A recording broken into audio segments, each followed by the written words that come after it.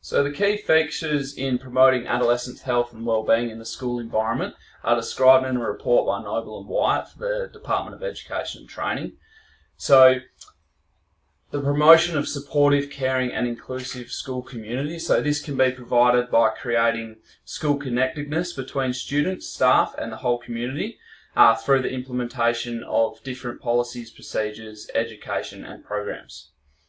So pro-social values, so promoting values within the school such as respect and compassion for others, as well as fairness and honesty.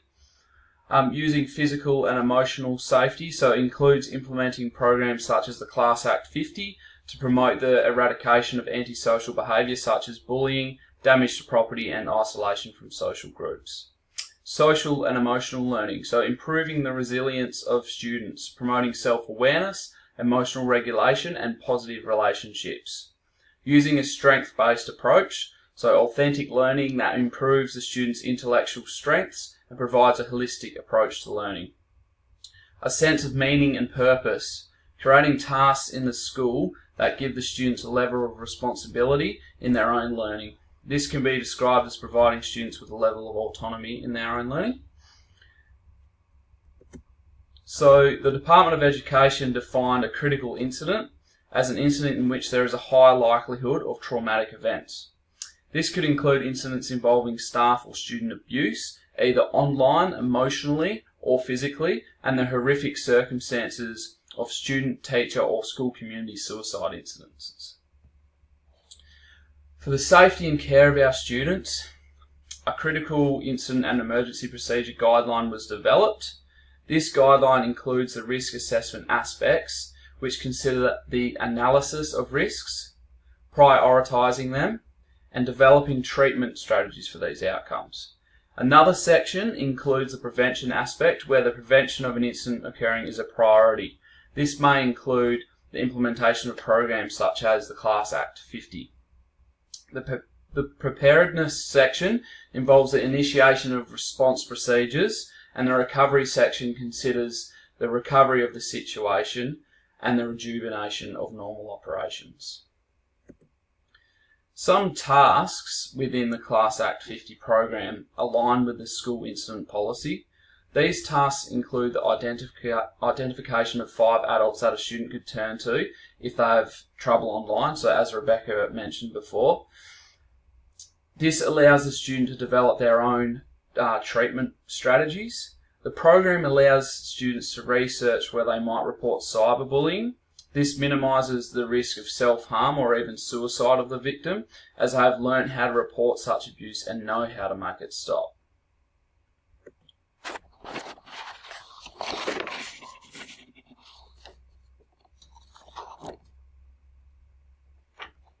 The students learn how to take back control and become empowered after cyberbullying has occurred.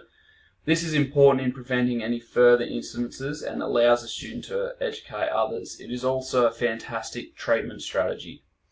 Another task educates students on how to react to someone if they are asking them for nude photos.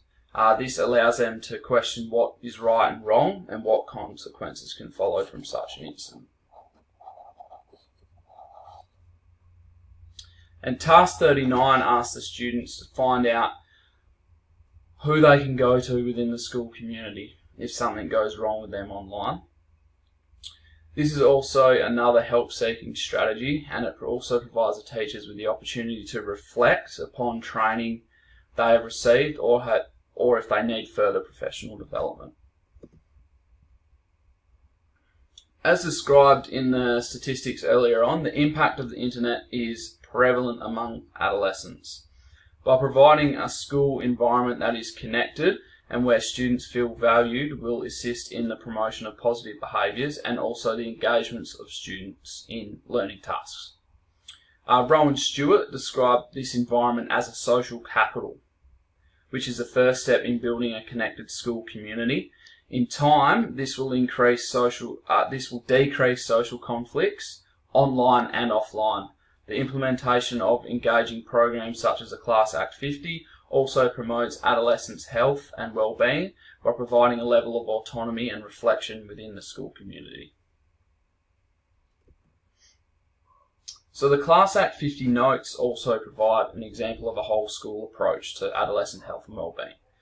Some examples of the notes are the incorporation of tasks and related discussions into personal development and health and wellbeing programs, getting the students to create or order a poster for their families to encourage a whole school community participation, and also something as simple as posting a task on the school notice board to engage the whole school community.